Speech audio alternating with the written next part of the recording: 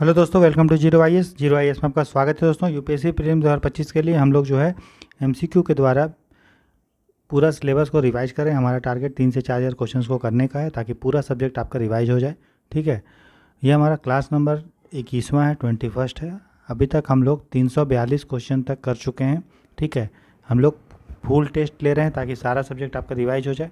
तो 3 full test हम लोग का हो चुका है, चौथा फुल टेस्ट है जिसमें हम लोग 42 क्वेश्चन तक कर चुके हैं। तो 342 क्वेश्चन तक 342 क्वेश्चन तक कर चुके हैं। स्टार्ट करते हैं दोस्तों आज का क्लास।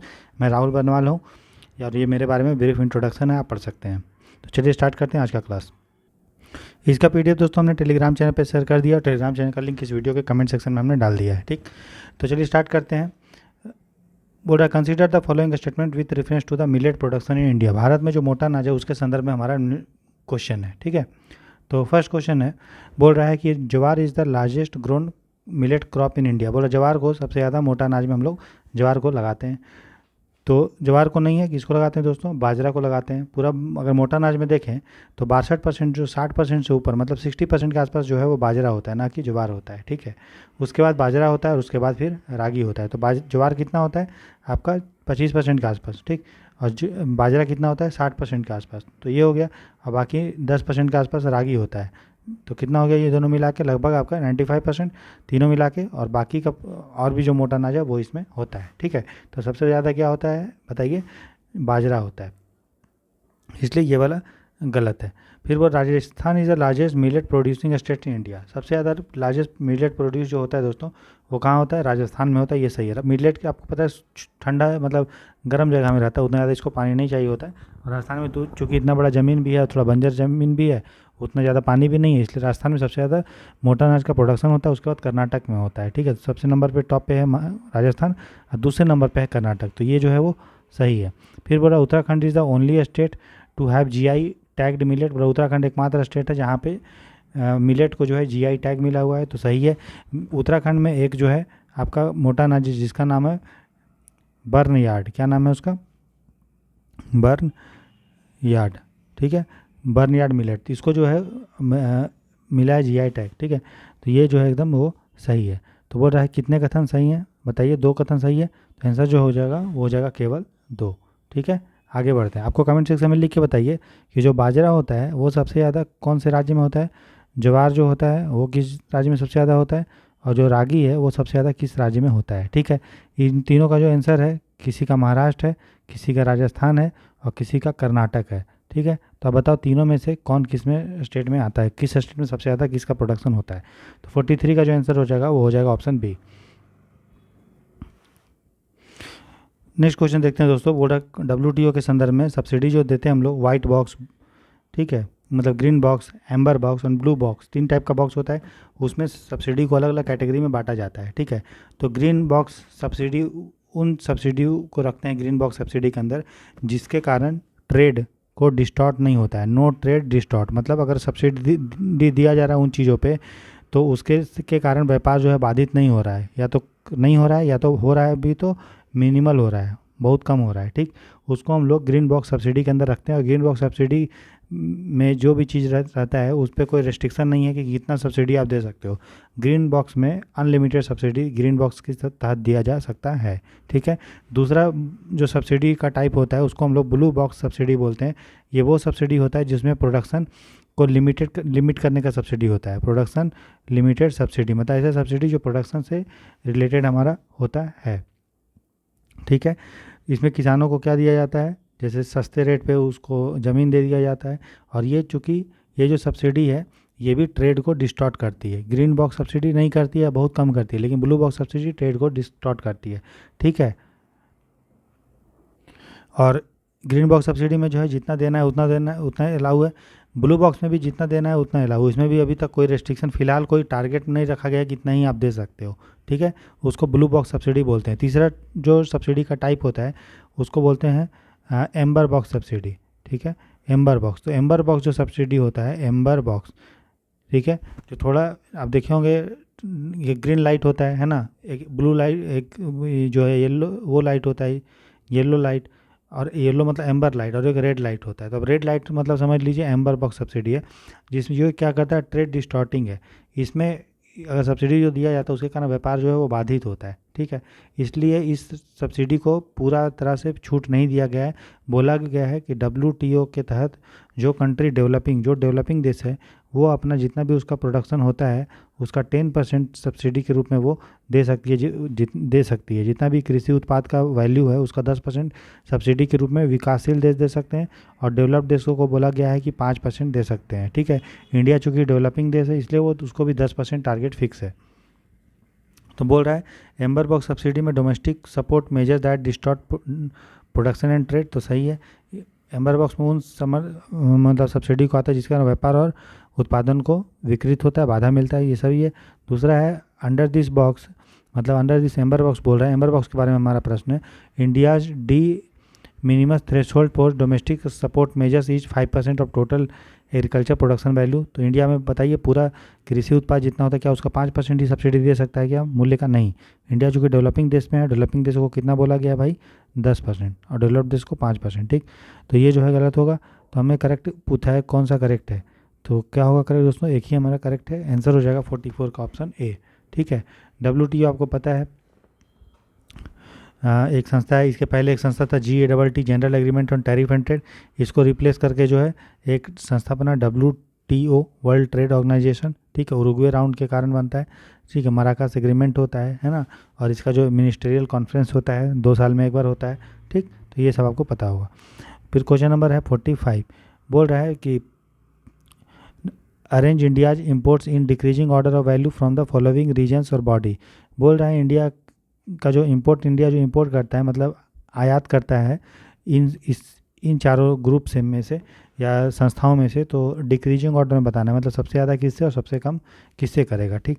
अब देखो अगर हम बात करेंगे, अगर आँख मूंद के भी आप देखेंगे तो भाई वेस्ट एशिया से सबसे ज़्यादा होना चाहिए, क्योंकि इंडिया जो है तेल वेल क्रूड ऑयल ये सब लेता है, ठीक। आपको पता है साउथ एशिया जो है, जो अगर हम रीजनल ग्रुपिंग का बात करेंगे तो सबसे कम इंटरलिंक्ड है, ठीक है। मतलब बहुत कम जुड़ा हुआ है पाकिस्तान ये सब के कारण, और भाई अफगानिस्तान में टेररिज्म है, फिर नेपाल जो है चाइना प्रो है, भूटान के साथ हम उतना कर नहीं सकते क्योंकि उसका इकनॉमी बहुत छोटा है। बांग्लादेश अपना सामान वामान एक्सपोर्ट करता है, अभी वहाँ पे रेजिम भी चेंज हो गया है ना। फिर म्यांमार में अपना जो है इशू चलते रहता है, कभी डिप्लोमेसी कभी ऑटोक्रेसी, तो उसके कारण साउथ एशिया जो है बहुत ही कम ज़्यादा इंटरलिंक है, इसलिए कारण व्यापार सबसे कम होता होगा, सिंपल है। इसका मतलब जो 4 होगा दोस्तों वो आपका 1 2 3 से लास्ट में आएगा, क्योंकि हमको डिक्रीजिंग ऑर्डर में करना है। तो ऑप्शन हमारा ये तो नहीं हो सकता है, ठीक है, और ये दोनों ऑप्शन में से हो सकता है, और जो तीसरा ऑप्शन है वो तो फर्स्ट में ही होना चाहिए, क्योंकि वेस्ट एशिया से हम ज़्यादा करेंगे। बताइए 3 और 2 में सबसे ज़्यादा इंडिया क्या एशियान से करेगा कि वेस्ट एशिया से करेगा? वेस्ट एशिया से करेगा, तो आंसर क्या होगा? सबसे ज़्यादा 3, उसके बाद होगा 2 एशियान से, फिर यूरोप, और फिर होगा 4। एशियान से क्यों हम लोग ज़्यादा नहीं करते हैं? क्योंकि चाइना का वहाँ पे बहुत ज़्यादा सामान सस्ते में मिलता है, ठीक है। और इंडिया का जो उतना एक्सपोर्ट कॉम्पिटिटिवनेस नहीं है गुड्स में, सर्विस में तो हम लोग हैं लेकिन गुड्स में नहीं है, हम लोग उतना इलेक्ट्रॉनिक सामान और बाकी चीज़ अच्छे से उतना नहीं बनाते। और एशियान जो देश है उसका पॉपुलेशन भी कम है, ठीक है, इसके कारण जो है उतना ज़्यादा सामान का इंडिया का डिमांड नहीं है, चाइना जो है सस्ते रेट में वहाँ बेच देता है, ठीक। तो 45 का जो आंसर होगा दोस्तों हो जाएगा ऑप्शन हमारा ए, ठीक है। चलो आगे देखते हैं, क्वेश्चन नंबर है 46, बोल रहा है कंसीडर द फॉलोइंग, निम्नलिखित कथनों पे मतलब निम्नलिखित पे विचार करना है हमको। पहला बोला इन्वेस्टमेंट इन फॉरेन सिक्योरिटी, विदेशी प्रतिभूतियों में निवेश, foreign currency loans raised in and out of India, अगर हम विदेशी मुद्रा में लोन लेते हैं चाहे भारत से या भारत से बाहर। फिर transfer of immovable property outside India, Bharat के बाहर अगर अंचल संपत्ति का हस्तांतरण करते हैं, ठीक है। फिर issue of guarantees in favour of any body living outside India, Bharat से बाहर रहने वाले किसी भी व्यक्ति के पक्ष में गारंटी जारी करना। How many of the above transactions come under the capital account in India's balance of payment, balance payment में कौन सा आएगा? तो बैलेंस ऑफ पेमेंट में मैंने बताया था कैपिटल अकाउंट में पूंजी जो खाता है उसमें आता है 3 चीज़, बैंकिंग, इन्वेस्टमेंट एंड लोन। तो जहाँ भी बैंकिंग का बात हो, बैंकिंग मतलब अगर भारत का आदमी अगर विदेश में कोई बैंक अकाउंट खोल रहा है या विदेश का आदमी भारत में खोल रहा है तो वो कैपिटल अकाउंट के बैंकिंग में आएगा। इन्वेस्टमेंट मतलब FDI और FPI, और लोन मतलब अगर हम बाहर से लोन ले रहे हैं या फिर बाहर का कोई भी संस्था या व्यक्ति इंडिया से लोन ले रहा है तो वो लोन में आएगा, ठीक है। तो यही 3 चीज़ जो है वो आता है। तो देखो इन्वेस्टमेंट इन फॉरेन सिक्योरिटी, अगर हम विदेशी प्रतिभूतियों में निवेश कर रहे हैं तो इन्वेस्टमेंट में ही आएगा, मतलब कैपिटल अकाउंट में आएगा। दूसरा है foreign currency loans raised in and outside India. अगर विदेशी मुद्रा में हम लोन ले रहे हैं चाहे बाहर से हो या इंडिया के अंदर से, तो ये भी हमारा कैपिटल अकाउंट में ही आएगा। फिर बोल रहा है transfer of immovable property outside India. अगर दोस्तों हम किसी को अपना प्रॉपर्टी बेच रहे हैं, ट्रांसफ़र किया जा रहा है भाई, तो उसके कारण भी तो हमको जो है एसेट का क्या हो जाएगा, भारत को एसेट कम ही होगा। जहाँ भी एसेट और लाइबिलिटी का बात हो, एसेट और लाइबिलिटी, तो यहाँ पे प्रॉपर्टी का लेन देन हो रहा है, मतलब एक तरह का क्या है, इन्वेस्टमेंट ही हम इसको रख सकते हैं। ठीक है, अगर आप कोई प्रॉपर्टी खरीद रहे हो तो इसका मतलब आप इन्वेस्ट किए हो। अगर आप किसी प्रॉपर्टी को अपना बेच रहे हो मतलब आपका इन्वेस्टमेंट कम हो गया। ठीक है, तो ये भी जो है उसी का एक पार्ट है। फिर issue of guarantee in favour of any body living outside India. अगर आप गारंटी ले रहे हो दोस्तों, तो गारंटी भी क्या है, एक तरह का आपको लाइबिलिटी बन रहा है। क्या बन रहा है, लाइबिलिटी। तो जहाँ भी एसेट और लाइबिलिटी का बात हो, लाइबिलिटी मतलब देता है, मतलब अगर आप गारंटी लोगे कि कोई व्यक्ति का है ना, तो मतलब आपका पास लाइबिलिटी बन गया। लाइबिलिटी मतलब किसका होगा, कैपिटल अकाउंट का, तो ये भी हमारा होगा। ठीक, तो बोल रहा है पूंजी खाते में कौन आएगा, तो सभी आता है, ऑल 4। तो जो हमारा 46 होगा उसका आंसर क्या हो जाएगा दोस्तों, डी हो जाएगा। ठीक है, समझ में आ गया। तो याद क्या करना है कि करंट अकाउंट में एसेट लाइबिलिटी का बात नहीं होगा, वहाँ बात होगा विजिबल और इनविजिबल, दृश्य और अदृश्य का, जिसमें आता है गुड्स और सर्विस इनकम ट्रांसफ़र पेमेंट। ठीक, और अगर हम बात करेंगे आपका कैपिटल अकाउंट का, तो उसमें आएगा बैंकिंग, इन्वेस्टमेंट, लोन और एसेट लाइबिलिटी का बात आता है। बस इतना याद रखेंगे तो आपको जो है बैलेंस ऑफ पेमेंट के टॉपिक में दिक्कत नहीं होगा। ठीक है, अब देखिए क्वेश्चन नंबर जो है हमारा 47 बोल रहा है consider the following statement with reference to the national agriculture code. तो नेशनल एग्रीकल्चरल जो कोड है, राष्ट्रीय कृषि संहिता, उसके बारे में तो हाल ही में एक कोड बनाया गया। ठीक है, नेशनल एग्रीकल्चर कोड, जिसका बनाया कौन, ब्यूरो ऑफ इंडियन स्टैंडर्ड ने। कौन बनाया, BIS, bureau of Indian standard. Bureau of Indian standard ने इसको बनाया है। ठीक है, इसमें क्या है दोस्तों कि कौन कौन सा जो नया नया टेक्नोलॉजी जो यूज हो रहा है उसको एक कोड दे दिया गया ताकि आसानी से पहचाना जा सके और स्टैंडर्डाइजेशन रहे। ठीक है, ये आपको ध्यान रखना है।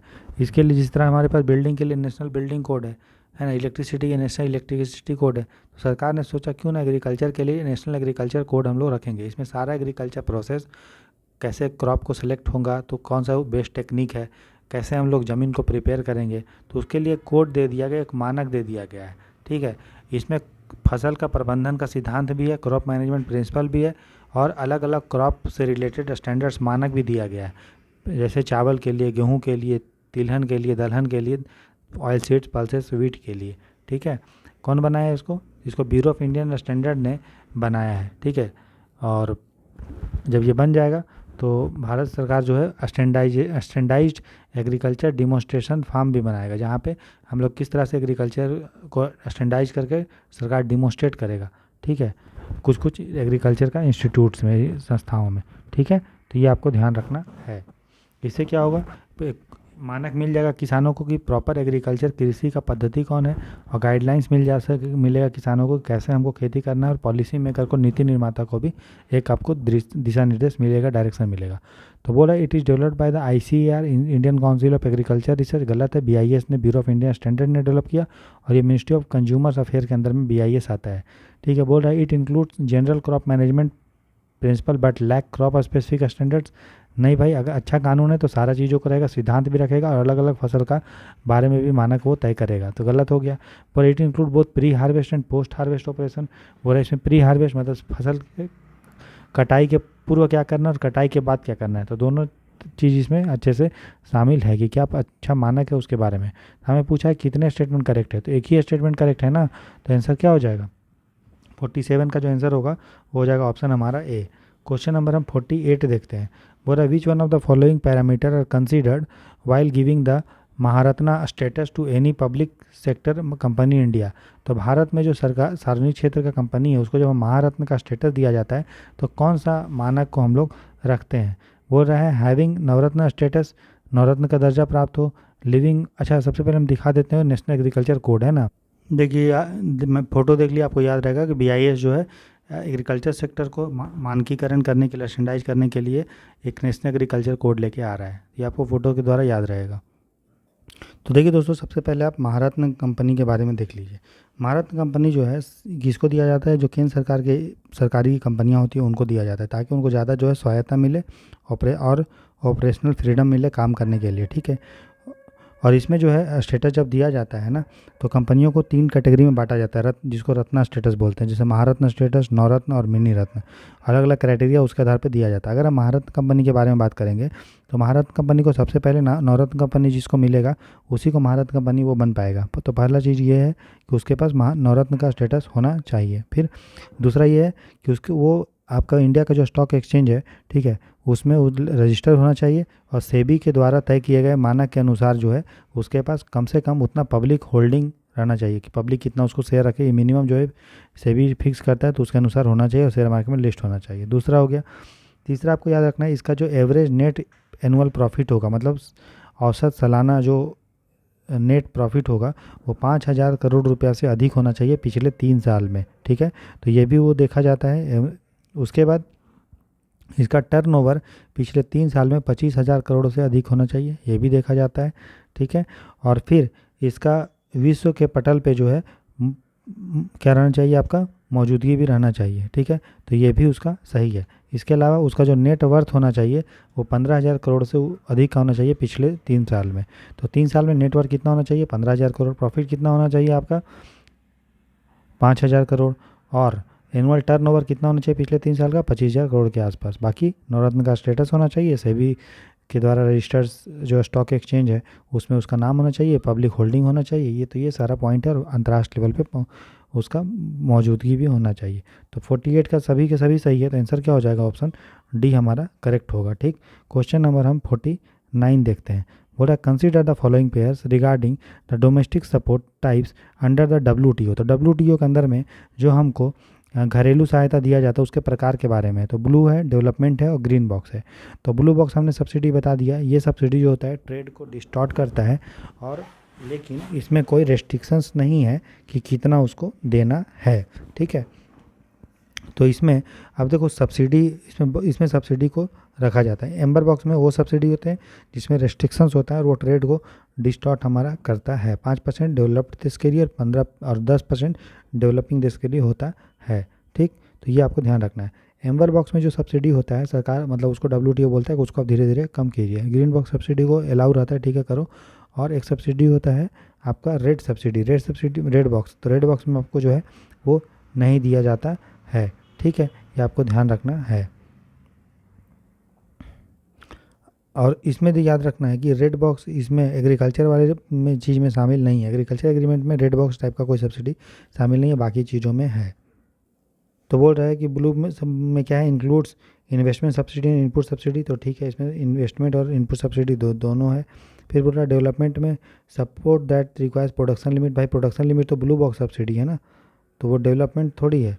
ये जो है होगा वो आपका, ठीक है। तो ये ब्लू बॉक्स सब्सिडी के बारे में बात कर रहा है, डेवलपमेंट बॉक्स भी उसको बोलते हैं, ठीक है। इसमें जनरली उन सब्सिडी को रखा जाता है जो डेवलपिंग देशों में ज़रूरत होता है। वो इनपुट सब्सिडी हो सकता है, और वो किसको दिया जाता है, लो इनकम या जो गरीब किसान होते हैं डेवलपिंग देश में उनको ये दिया जाता है। डोमेस्टिक सपोर्ट भी दिया जाता है, ठीक है, ताकि किसान जो है गलत चीज़ नहीं लगाए, जैसे अफीम वफीम का खेती होती नहीं करे, इसलिए सरकार उसको सब्सिडी देती है, उसको डेवलपमेंट बॉक्स सब्सिडी बोलते हैं। ब्लू बॉक्स से थोड़ा सा डिफरेंट है, लेकिन इसमें प्रोडक्शन लिमिट नहीं लिंक है। प्रोडक्शन लिमिट किससे लिंक है, ये आपका ब्लू बॉक्स सब्सिडी है, इसलिए दूसरा गलत होगा। बोल रहा है green box subsidy non trade distorting price support होता है, व्यापार को विकृत ना करने वाली मूल्य सब्सिडी है, तो ये सब्सिडी सही है। तो याद रखिए ब्लू बॉक्स और एम्बर बॉक्स वो व्यापार को बाधित करता है, रोकता है, ठीक है, लेकिन ग्रीन बॉक्स नहीं करता। तो हमें पूछा कौन सा करेक्टली मैच, तो 49 का जो आंसर होगा दोस्तों वो रहा कौन सा करेक्टली मैच नहीं है। तो दूसरा करेक्टली मैच नहीं है, लेकिन इसका आंसर तो नहीं दिया है। अच्छा ठीक है, इसको हम आपको क्लियर करके बताएंगे, ठीक है। इसको अभी डाउट में रखते हैं, कल इसको अच्छे से हम एक्सप्लेन करते हैं, ठीक है। हमें लग रहा है कि फर्स्ट वाला भी जो शायद गलत है, क्योंकि ब्लू बॉक्स में इन्वेस्टमेंट सब्सिडी और इनपुट सब्सिडी नहीं होता है, ये डेवलपमेंट सब्सिडी उसको बोलते हैं। और ब्लू बॉक्स वाला सब्सिडी होता है जो प्रोडक्शन को लिमिट करने का बात करता है, ठीक है। तो मेरे हिसाब से 1 का इधर कर दिया इसने और इसका इसने इधर कर दिया, तो 1 और 2 गलत मैच है, पहला गलत होगा, क्योंकि ब्लू बॉक्स सब्सिडी ये है और डेवलपमेंट बॉक्स सब्सिडी ये होता है। इसमें आपको डेवलपमेंट के लिए दिया जाता है इन्वेस्टमेंट सब्सिडी और इनपुट सब्सिडी, और उनको दिया जाता है किसानों को जो गरीब होते हैं, ठीक है। तो ये इधर होगा, ये इधर होगा, तो इसको करेक्ट थोड़ा सही कर लीजिए। करेक्टली मैच नहीं, कौन गलत है, तो पहला दूसरा करेक्टली मैच नहीं है, तो आंसर जो हो जाएगा वो हो जाएगा क्या हो जाएगा 1 और 2। इसको थोड़ा आप ध्यान से रखिएगा। तो याद रखना कि डेवलपमेंट बॉक्स सब्सिडी जो है वो इन्वेस्टमेंट और इनपुट सब्सिडी होता है। जो ब्लू बॉक्स होता है उस पर रेस्ट्रिक्शन होता है, मतलब लिमिट नहीं होता है, लेकिन अगर ज़्यादा ही हो जाएगा तो वही सब्सिडी एम्बर बॉक्स में कन्वर्ट हो जाता है।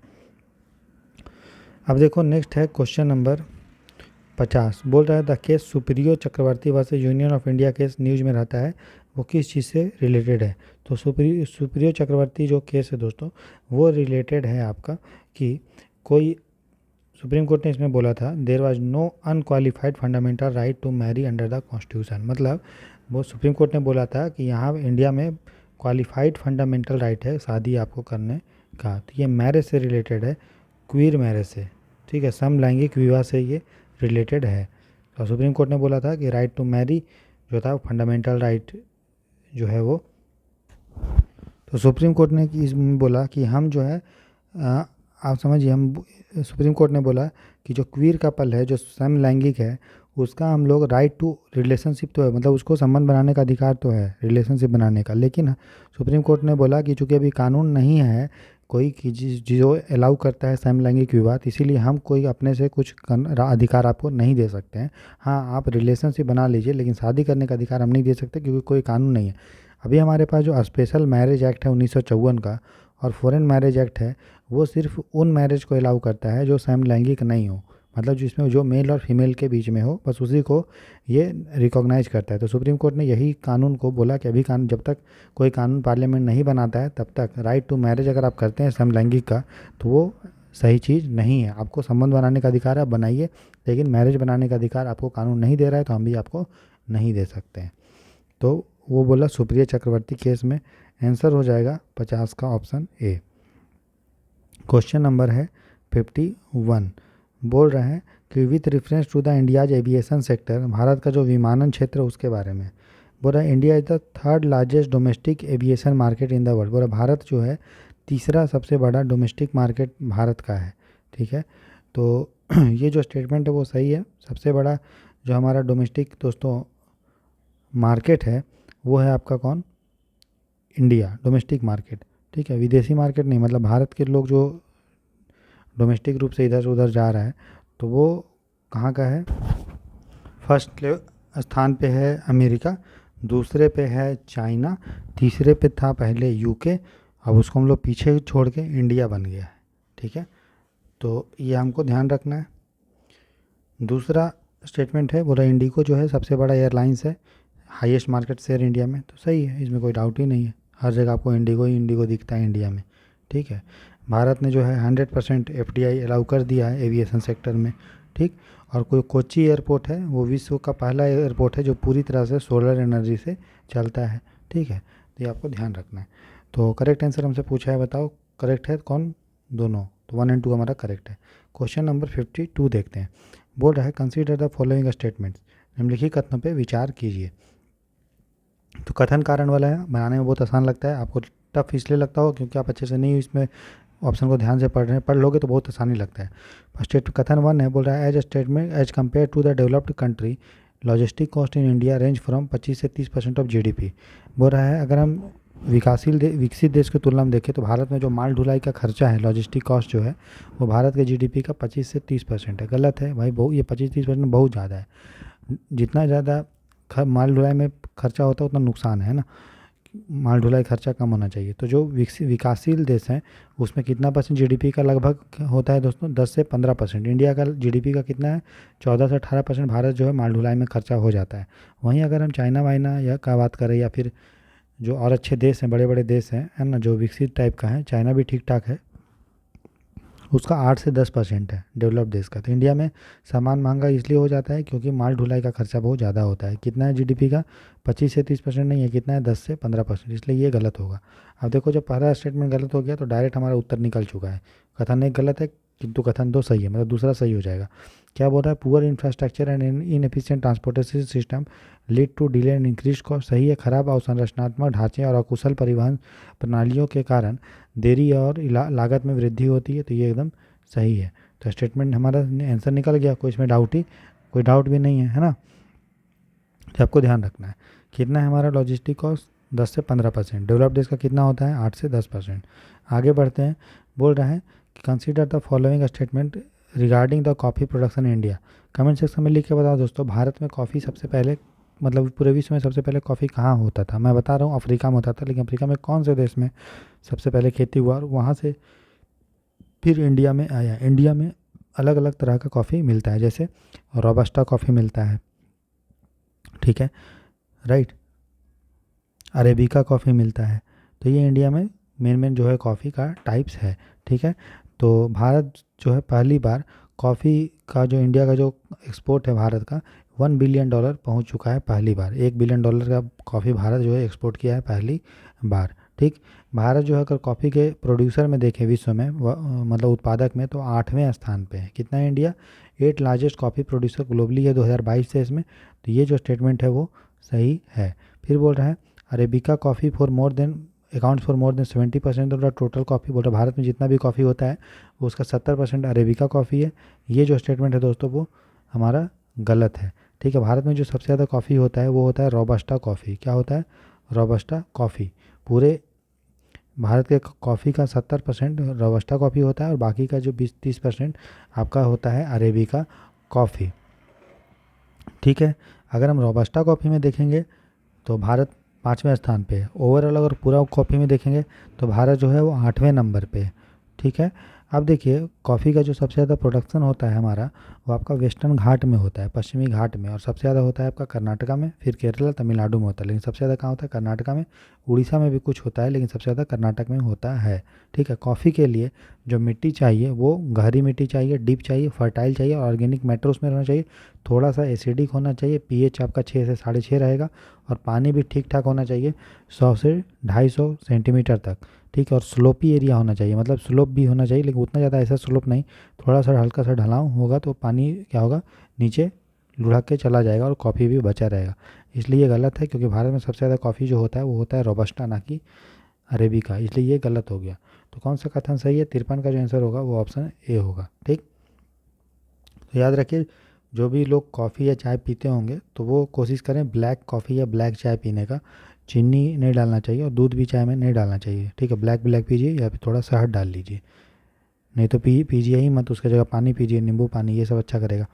नेक्स्ट बोल रहा है with reference to the artesian wells consider the following statement. Artesian कुओं के संदर्भ में निम्नलिखित कथनों पे विचार करना है। तो आर्टेसियन जो हाल ही में दोस्तों एक कुआं खोजा गया, देखा गया, पाया गया, कहाँ पे? जैसलमेर राजस्थान में। उसको आर्टेसियन कुआं बोला जाता है। क्यों आर्टेसियन कुआं बोला जाता है? क्योंकि यहाँ पे पानी जो होता है बिना किसी प्रेशर के, बिना किसी पंप के जो है वो ज़मीन से ऊपर उड़ जाता है, क्योंकि पानी जो है नीचे बहुत ज़्यादा हाई प्रेशर में इकट्ठा है। जैसे मान लीजिए ये हमारा ज़मीन है, तो यहाँ पे पानी जो कि बहुत ज़्यादा स्टोर है, बहुत ज़्यादा प्रेशर से, तो जैसे ही हम इसमें गड्ढा हो रहा है किसी भी कारण से, तो पानी जो है बिना पंप के ऊपर आ जा रहा है सरफेस पे, तो उसको हम लोग आर्टेसियन वेल बोला जाता है। तो ऐसा कुआं जहाँ बिना पंप के जो है पानी निकल जाता है, क्योंकि पानी बहुत हाई प्रेशर के अंदर ज़मीन के नीचे फंसा हुआ था, ठीक है। तो पढ़ते हैं, बोल रहा है कि ground water is trapped in the artesian well between the layer of impermeable rock. तो सही है, जो इम्परमिएबल रॉक होते हैं, ठीक है, पारगम्य सेल, उसके बीच में पानी जो है वो फंसा हुआ होता है, तो ठीक है। फिर बोल रहा है the water trapped in artesian well is under low pressure. Low pressure में होगा तो कैसे ऊपर आएगा? गलत है। अब और has to be pumped out, निकालना पड़ता है। नहीं भाई, निकालना नहीं पड़ता, अपने निकल जाता है। तो स्टेटमेंट करेक्ट पूछा है हमारा, एक ही स्टेटमेंट सही है। तो 54 का जो आंसर होगा ए। आप देख लीजिए आर्टेसियन वेल कैसा दिखता है। देखिए दोस्तों, इस तरह से आपको आर्टेसियन वेल दिखेगा, इम्परमिएबल लेयर है दोनों, और उसके बीच में देखो नीला नीला पानी फंसा हुआ है और यहाँ से पानी नीचे निकल जाता है, ठीक है। ये आपको दिखेगा। फिर ये देखो ऐसे करके आपका निकलेगा, ना पंप ना कुछ, अपने आप पानी निकल रहा है, क्योंकि हाई प्रेशर पे पानी उसमें स्टोर है, ठीक। तो इस तरह से वो आर्टेसियन वेल रहता है। तो 54 का आंसर होगा ए। क्वेश्चन नंबर 55 देखते हैं। बोल रहा है which one of the following activities are supported by the universal service obligation fund of the department of telecommunication. तो हमारा जो दूरसंचार विभाग है उसका एक निधि है, ठीक है, जिसका नाम है सार्वभौमिक सेवा दायित्व निधि, ठीक है, यूनिवर्सल सर्विस ऑब्लिगेशन फंड। ये फंड दोस्तों बनाया गया था, जो न्यू टेलीकॉम पॉलिसी था 1999 का, उसके तहत बोला गया था कि भारत में जो है हम यूनिवर्सल सर्विस ऑब्लिगेशन फ़ंड बनाएंगे, ठीक है। कैसे बनाएंगे? तो जो कंपनी जो है जिसको हम अपना लाइसेंस देते हैं, है ना, बेचने का, स्पेक्ट्रम बेचने का, तो जो लाइसेंस देते हैं तो उस लाइसेंस से कुछ पैसा जो है हम जो है कलेक्ट करके इस फंड में डालेंगे, और उस फंड से जो है जो एरिया बहुत ही बैकवर्ड है, जहाँ पे आपका कनेक्टिव मतलब टेलीकम्युनिकेशन नहीं है, मोबाइल टावर ये सब नहीं है, सेलफोन नहीं है, वहाँ पे ब्रॉडबैंड कनेक्टिविटी ये सारा चीज़ हमको देंगे।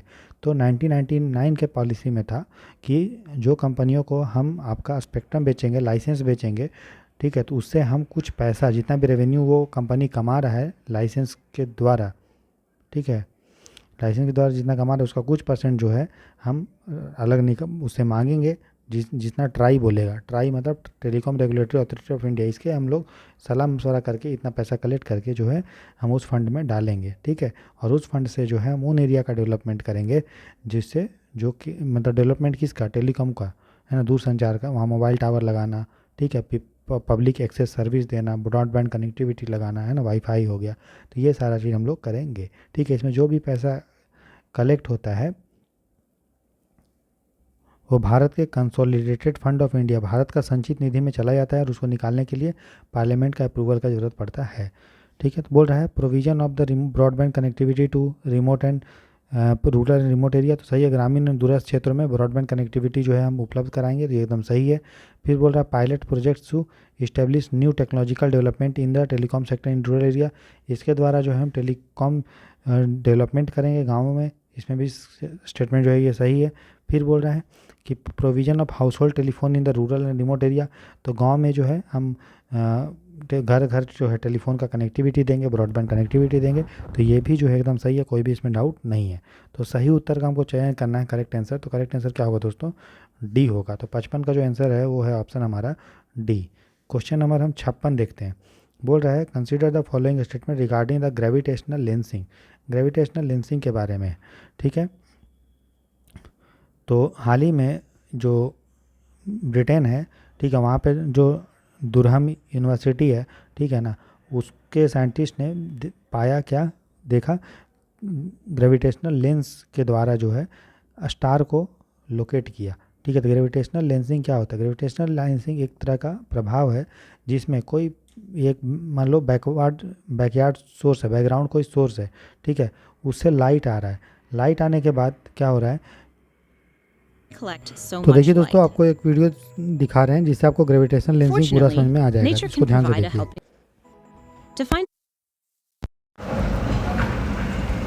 What the universe was like in the beginning, we need to study the most distant galaxies, whose light has been traveling to us for billions of years. But the farther away a galaxy is, the fainter it appears. That makes distant galaxies very hard to see, even for the most powerful telescopes, because they can only collect so much light. Fortunately, nature can provide a helping hand. According to Einstein, the gravity of massive objects can be so intense that it can warp the fabric of space-time. Light, which normally travels in a straight line through space, can show us where this distortion occurs. A very massive object will warp space and bend the path of the light. In a sense, warped space acts like a magnifying glass. A magnifying glass collects and bends light, making a light bulb, for example, appear bigger and brighter. Warped space can do the same thing to light from a galaxy. So what acts like the biggest magnifying glass in space? Galaxy clusters are the most massive things in the universe with the most gravity. When light from a very distant galaxy passes through a cluster, it is amplified and distorted, with the cluster acting like an imperfect magnifying glass. Light that would have gone in other directions gets bent toward our telescope.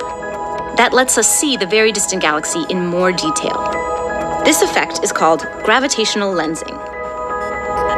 Without this natural boost from gravity, it would be impossible for our telescopes to see far away enough in space and time to study galaxies in the early universe. The Hubble Space Telescope has made use of gravitational lensing to see many distant galaxies. And the larger James Webb Space Telescope will be able to find galaxies even fainter and farther than we've ever seen. With Webb, we will look for the very first galaxies to form and really learn about the early universe. तो देखिए दोस्तों gravitational lensing क्या होता है, simple समझिए। जिस तरह से लेंस से हम जब कोई चीज़ देखते हैं तो बड़ा बड़ा दिखता है, तो उसी तरह से स्पेस में लेंस का काम क्या करता है, तो बड़ा बड़ा जो गैलेक्सी होता है वो काम करता है। अब स्पेस टाइम रहता है लेंस में, तो वो क्या करता है, स्पेस टाइम का जो फैब्रिक होता है उसमें बड़ा सा गैलेक्सी रहेगा, तो उस फैब्रिक उसको जो है दबा देता है। तो जो लाइट होता है वो सीधा होने की जगह क्या करता है, सीधा जाने की जगह इससे मुड़ के आता है। मुड़ के आता है तो फिर जब ये हमारे टेलीस्कोप के पास पहुंचता है तो फिर हमको क्या दिखाई देता है, ये वाला चीज़ को बड़ा हुआ हम लोग देख पाते हैं। तो दूर दूर जो हम लोग चीज़ देख पाते हैं टेलीस्कोप से, दूर दूर का चीज़ जो नॉर्मल हम नहीं देख सकते अगर ये नहीं होता, क्योंकि लाइट जो अगर दूर से आएगा दोस्तों तो हमको बहुत ही पतला दिखेगा। जैसे कि मान लो हम सामने आपका टॉर्च जलाएंगे तो आप देख लेंगे ये टॉर्च है या यहाँ पे ये है।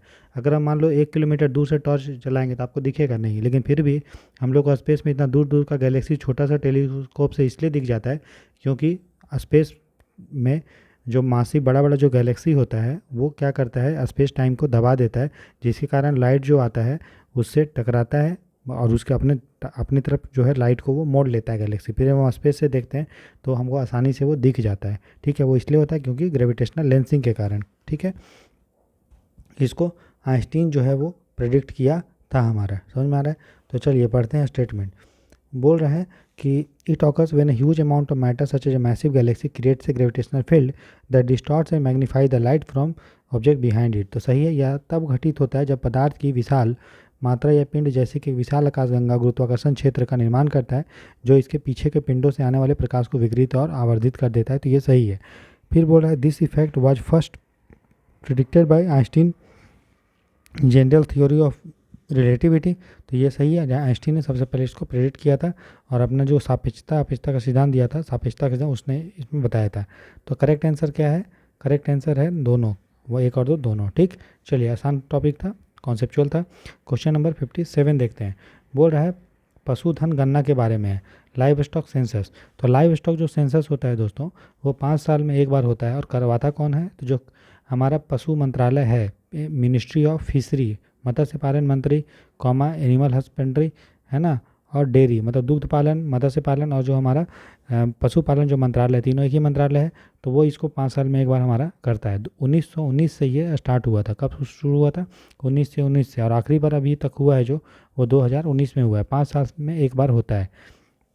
और बोला जा रहा है कि 21वां जो जनगणना होगा, पशु जनगणना, वो 2024 में हमारा शुरू होगा, जो फरवरी तक चलेगा। ठीक है, इस सेंसस के अनुसार 30 करोड़ मतलब जो परिवारों को हम लोग कवर करेंगे और पूछेंगे कि आपके पास कितना जो है जनगणना है। इसमें आपको 16 जानवर को कवर किया जाता है। कितना, 16 जानवर को, जिसमें आपका जैसे भैंस हो गया, मतलब गाय भैंस हो गया, गाय हो गया। ठीक है, मिथुन भी एक तरह का भैंसा गाय होता है, याक, सीप, गोट, सुअर, ऊँट। ठीक है, और बहुत सारा होता है, हाथी तक इसमें जो है वो शामिल होता है। हाथी हो गया, कुत्ता हो गया, रैबिट हो गया, खरगोश, गधा हो गया, खच्चर हो गया, घोड़ा हो गया। तो ये सारा इसमें शामिल होता है। ठीक है, और इसमें जो है सारे चीज़ों को जो है इसमें कवर करते हैं, चाहे वो घरेलू पालतू हो या फिर पोल्ट्री हो या फिर आवारा पशु हो, ये भी जो है इसमें शामिल किया जाता है। मतलब सारे को, तभी तो नाम है ना लाइव स्टॉक, पशु गणना, सारे को कवर करेंगे। ठीक है, तो याद रखते हैं। और इसको 21वां जनगणना जो शुरू हुआ था आपको पता है 2024 में, और ये 25 में कंप्लीट हो जाएगा।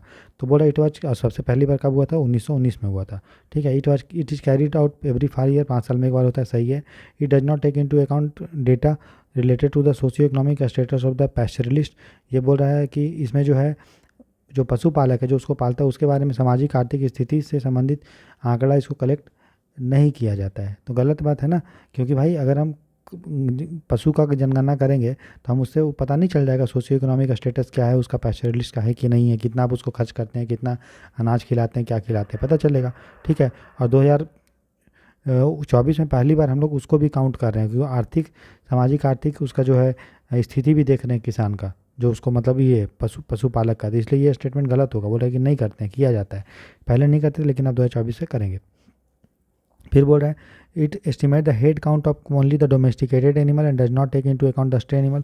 आवारा पशुओं को नहीं गिना जाता है, सिर्फ पालतू को गिना जाता है। तो गलत है, सभी जानवर को गिनते हैं। ठीक है, लेकिन याद जाहिर सा बात है जंगल में रहने वाले को तो नहीं गिनेंगे, है ना। लाइव स्टॉक सेंसस इसमें हम लोग देखते हैं, क्योंकि घर से घर जाके करते हैं ना। 30 करोड़ मतलब परिवारों को कवर करने का इसमें तरीके मतलब जो है हम लोग कोशिश करेंगे। तो कौन कितने कथन सही हैं? एक ही कथन सही है, केवल एक हमारा करेक्ट होगा। ठीक है, क्वेश्चन नंबर हम 58 देखते हैं, मतलब 358 क्वेश्चन। ऑलरेडी 3 टेस्ट हो चुका है, चौथा टेस्ट है। ठीक है, बोल रहा है कि arrange the following measures taken by government of India based on the industrial policy reforms in the correct chronological order. तो भारत सरकार द्वारा औद्योगिक नीति सुधारों के तहत अपनाए गए निम्नलिखित उपायों को सही आपको कालानुक्रम में बताना है कि पहले कौन सा पॉलिसी, पहले कौन सा पॉलिसी। तो देखिए दोस्तों, देश हमारा आज़ाद हुआ तो इंडस्ट्री को जो डेवलप करना था तो उसके लिए भारत सरकार अलग अलग पॉलिसी लेके आई। ठीक है, कौन पॉलिसी कितना तक सक्सेस हुआ वो सब मेंस का टॉपिक है। तो सबसे पहले पॉलिसी आया था हमारे पास इंडस्ट्रियल पॉलिसी रिजोल्यूशन 1948 में आया था इंडस्ट्रियल पॉलिसी रिजोल्यूशन। ठीक है, इसमें मोटा मोटा जो है फ्रेमवर्क दिया गया था। ठीक है, और इसमें जो हमारा इंडस्ट्री था उसको 4 कैटेगरी में बांटा गया था। ठीक है, तो 4 जो है क्षेत्रों में इंडस्ट्री को बांटा था। कुछ इंडस्ट्री को स्ट्रैटेजिक इंडस्ट्री बोलते थे, रणनीतिक इंडस्ट्री उद्योग, जिसमें पूरा जो होगा मालिक कौन रहेगा? केंद्र सरकार, मतलब सरकार रहेगा, सरकार केंद्र सरकार के हाथ में रहेगा। जैसे इसमें हथियार बनाने का इंडस्ट्री, एटॉमिक एनर्जी और रेल ट्रांसपोर्ट होता था। कुछ इंडस्ट्री को बेसिक इंडस्ट्री या की इंडस्ट्री बोलते थे, की इंडस्ट्री या बेसिक इंडस्ट्री। उसमें बड़ा बड़ा इंडस्ट्री होता था, जैसे कोयला, आयरन, स्टील, एयरक्राफ्ट बनाना, जहाज बनाने का इंडस्ट्री, टेलीफोन बनाने का, टेलीग्राफ, वायरलेस, मिनरल ऑयल, ये सारा उसको की इंडस्ट्री या बेसिक इंडस्ट्री बोलते थे। ठीक है, उसके बाद भारत सरकार लेकर आए इंडस्ट्रियल पॉलिसी स्टेटमेंट 1956 का। तो ये पहला पॉलिसी था। ठीक है, 1948 वाला पॉलिसी नहीं था, पॉलिसी आया था 1956 में पहली बार। ठीक है, इसमें सरकार ने पब्लिक सेक्टर को और ज़्यादा जो है दे दिया था। ठीक है, मतलब विस्तार किया था और कोऑपरेटिव सेक्टर बनाने पे, ठीक है, सहकारी जो है क्षेत्र पे फोकस किया था। और प्राइवेट कंपनियों का मैनेजमेंट कोई और करे, मालिकाना हक किसी और के पास हो, ये सारा फोकस किया ताकि मोनोपोली जो है बड़ी बड़ी कंपनियों प्राइवेट का मोनोपोली ना हो। ठीक है, और ये सेम पॉलिसी आपका कंटिन्यू हुआ 1991 तक, जब तक हमारा एलपीजी रिफॉर्म नहीं होता है। तो इंडस्ट्रियल पॉलिसी जो हमारा स्टेटमेंट था या जो रिजोल्यूशन था, उसने पूरे इंडस्ट्री को जो है 3 कैटेगरी में बांटा था। शेड्यूल्ड अनुसूचित ए उद्योग। ठीक है, अनुसूचित ए उद्योग वो उद्योग थे जो पूरी तरह से सरकार के हाथ में था। ठीक है, केंद्र सरकार और राज्य सरकार। दूसरा शेड्यूल्ड बी इंडस्ट्री था, जो पब्लिक और प्राइवेट दोनों मिल के करते थे। और तीसरा इंडस्ट्री शेड्यूल हमारा जो सी उद्योग था, जिसमें प्राइवेट सेक्टर को ही बोला गया कि आइए आप ही करिए। तो जो ए और बी कैटेगरी में नहीं आता था वो सी कैटेगरी में हमारा आता था। ठीक है, तो ये चीज़ आपको ध्यान रखना है। लेकिन अगर सरकार चाहेगी तो शेड्यूल सी वाला में भी पार्टिसिपेट कर सकती है। फिर आया हमारा इंडस्ट्रियल पॉलिसी स्टेटमेंट 1977 का है। ये जो जनता गवर्नमेंट है वो लेके आई थी। इसमें छोटे छोटे उद्योग पे, स्मॉल और कॉटेज इंडस्ट्री पे फोकस किया गया था। ठीक है, ये आपको ध्यान रखना है। ठीक है, और बड़े बड़े इंडस्ट्री के अलग अलग क्षेत्र हम लोग दे दिए थे कि इन क्षेत्रों में ये बनेगा, जिसमें basic industry, capital goods industry, high technology industry. ठीक है, तो ये चीज़ है। उसके बाद इंडस्ट्रियल पॉलिसी आता है 1980 का। ठीक है, इसमें धीरे धीरे हम लोग क्या किए थे, और ज़्यादा थोड़ा लिबरलिज्म की तरफ मूव किए थे। फाइनली 1991 का पॉलिसी आता है, जिसमें हम लोग बोलते हैं कि जो पब्लिक सेक्टर है, मैंने जो रिजर्व किया था कि फलाना चीज़ पे सिर्फ वही कर सकती है, उसको हम लोग उसका कम कर दिए और मात्र 5 सेक्टर को हम लोग पब्लिक सेक्टर के लिए रिजर्व किए, सरकारी के लिए। कौन कौन सा?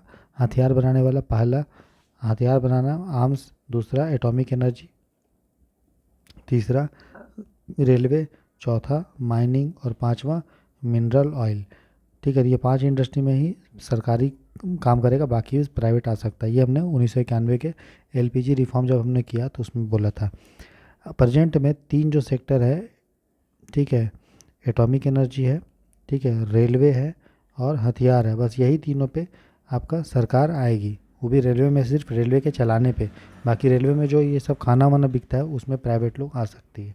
ठीक है, फिर हमने किया डी लाइसेंसिंग, मतलब अब पहले क्या होता था, नया इंडस्ट्री बनाने के लिए, इंडस्ट्री का विस्तार करने के लिए तरह तरह का लाइसेंस वाइसेंस लेना पड़ता था नई इंडस्ट्री को खोलने के लिए। अब सरकार ने बोला कि हर इंडस्ट्री को खोलने के लिए लाइसेंस लेने का ज़रूरत नहीं है, कुछ इंडस्ट्री के लिए है। जैसे कोई अगर ख़तरनाक केमिकल बना रहा है, हजार्डस केमिकल, या कोई विस्फोटक बना रहा है इंडस्ट्री में जो यूज होता है, या फिर एरोस्पेस में, है ना, उड़यन चीज़ों में, डिफेंस में, ठीक है, तंबाकू वम्बाकू में, ये सब में ही आपको लाइसेंस लेना पड़ेगा इंडस्ट्री खोलने के लिए, बाकी चीज़ों के लिए नहीं है। फिर इसी में 1991 की पॉलिसी में ही किया गया कि भारत सरकार बोला कि हमने जो रेस्ट्रिक्शंस लगा के रखा था कि एफडीआई नहीं आएगा फलाना चीज़ों पे, तो भारत सरकार एफडीआई को अलाउ कर दिया। और फिर जो एमआरटीपी एक्ट है, monopolistic restricted trade practices act, Bharat सरकार बोला एमआरटीपी एक्ट है जो ट्रेड को रिस्ट्रिक्ट करता था, मोनोपोली को कम करता था, सरकार बोला इसको हम हटा के प्रतिस्पर्धा बढ़ाने के लिए कंपटीशन कमीशन ऑफ इंडिया बना रहे हैं, competition commission of India act 2002 के अंदर में। तो ये सारा जो है इंडस्ट्री से रिलेटेड पॉइंट है, आप ध्यान रखेंगे। अब हम क्वेश्चन की तरफ मूव करते हैं।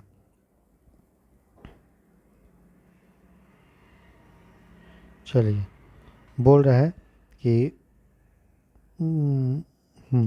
Government stakes in the public sector enterprise were reduce to enhance their efficiency and competitiveness for the first time.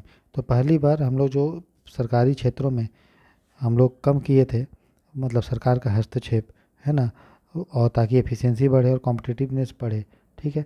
तो वो बोला इसको क्रोनोलॉजी में जो है वो हमको अरेंज करना है। उसके बाद बोल रहा है कि इंडस्ट्री वे क्लासिफाइड इनटू डिफरेंट शेड्यूल। ये कब था दोस्तों? ये जो हमारा 3 शेड्यूल हम लोगों ने बांटा था, ये बांटे थे 1956 वाले में, ये हुआ था 1956 का, ठीक। उसके बाद जो हमारा बोल रहा है कि complete monopoly of central government in strategic sector, ये कब था दोस्तों मोनोपोली पूरा कंप्लीट? ये सब 1948 में था, ठीक है। पूरी तरह से मोनोपोली था कि नहीं था। और पहली बार हम लोगों ने बोला कि सरकारी क्षेत्रों का कॉम्पिटिटिवनेस बढ़ाने के लिए हम लोग क्या किए कि सरकार का जो पब्लिक सेक्टर में भागीदारी है वो कम की। इसी को तो डिसइन्वेस्टमेंट बोलते हैं, विनिवेश। और विनिवेश कब हुआ स्टार्ट? 1991 में हुआ। तो सबसे पहले ये होगा 3, फिर हो जाएगा 2 और फिर हो जाएगा 1। तो आंसर क्या हो जाएगा दोस्तों? 3, 2, 1, ऑप्शन ए याद रखिएगा।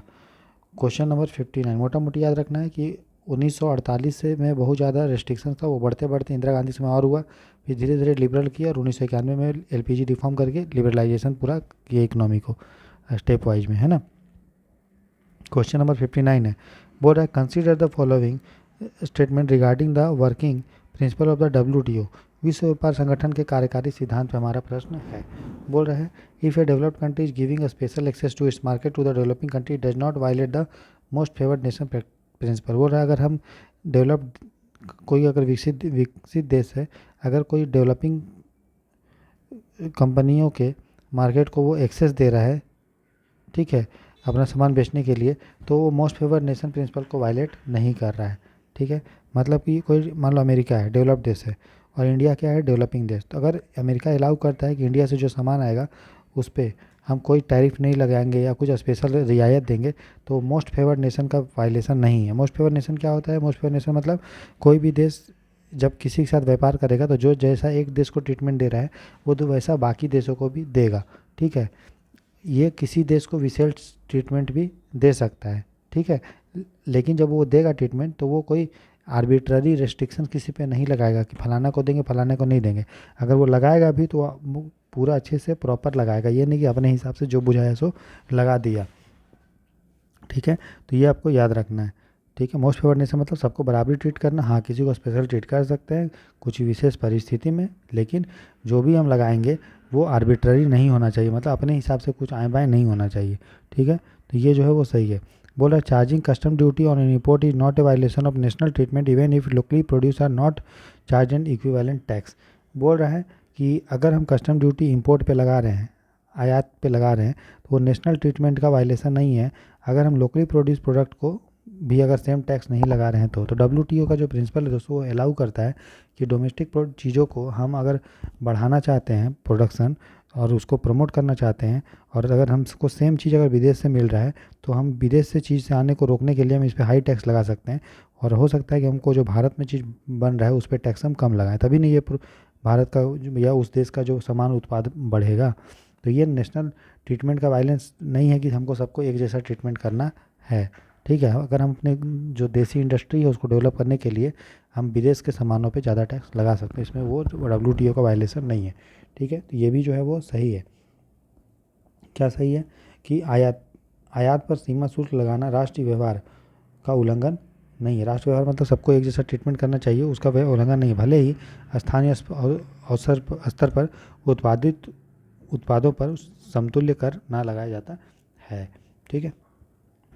ठीक है दोस्तों, तो आज हम लोगों ने जो है 16-17 क्वेश्चन किया। एक क्वेश्चन और देखते हैं 20, उसके बाकी हम कल करेंगे, है ना। थोड़ा थोड़ा डेली करेंगे 17-20 क्वेश्चन, तो आपको भी आसानी लगेगा और धीरे धीरे एग्जाम के समय क्वेश्चन को बढ़ाएंगे। बोला वीरांगना दुर्गावती टाइगर रिजर्व जो है न्यूज़ में था, वो कहाँ है। तो हाल ही में वीरांगना जो दुर्गावती जो हमारा टाइगर रिजर्व है दोस्तों, वो न्यूज़ में था, क्योंकि MP की गवर्नमेंट ने अलाउ किया है कि जो फॉरेस्ट राइट एक्ट के तहत जो दुर्गावती टाइगर रिजर्व में रहने वाले जो कम्युनिटी थे उसके अगल बगल है वो, तो उसके जो अधिकार का हनन हुआ था, तो उसको जांच करने के लिए जो है मिनिस्ट्री ऑफ ट्राइबल अफेयर ने MP की गवर्नमेंट को जो है आदेश दी है कि आप जो है देखिए, उनका बातों को सुनिए। तो वीरांगना जो दुर्गावती टाइगर जो रिजर्व है वो आपका MP में है, ठीक है। और इस टाइगर रिजर्व के अंदर में आपका नौरा देही वाइल्ड लाइफ सेंचुरी है और वीरांगना दुर्गावती सेंचुरी भी हमारा है, ठीक है। यहाँ मेन जो ट्री मिलता है पेड़, वो टीक का पेड़ है, ठीक है। जो साल बाल का पेड़ होता है ना, साल टीक उसका है। तो बस यही आपको ध्यान रखना है, ठीक। तो कहाँ है भाई, ये MP में है, ठीक है। तो अभी तक हम लोग 360 क्वेश्चन तक कर चुके हैं। धीरे धीरे क्वेश्चन की संख्या बढ़ाएंगे और ये जो हमारा सैटरडे और संडे आ रहा है उसमें हम लोग मैप का क्लास करेंगे। मैप के द्वारा MCQ में MCQ करेंगे मैपिंग का, जो न्यूज़ में था, और प्लस जो स्टैटिक MCQ है वो सब, ठीक है दोस्तों। तो जो लोग चैनल पे नए हैं वो लाइक से सब्सक्राइब जरूर कीजिए और अपना फीडबैक दीजिए कमेंट सेक्शन में कि आपको कैसा लगा क्लास। और वीरांगना दुर्गावती कौन थी इसके बारे में कमेंट सेक्शन में लिख के आप बताइए, ठीक है। तो अपना ख्याल रखिए, अच्छे से मन लगा पढ़िए। God bless you, good night, take care, bye bye. कल मिलते हैं दोस्तों, जहाँ हम आगे क्वेश्चन करेंगे। और जो सैटरडे संडे मतलब परसों और नरसों, उसमें हम लोग मैपिंग का MCQ करेंगे।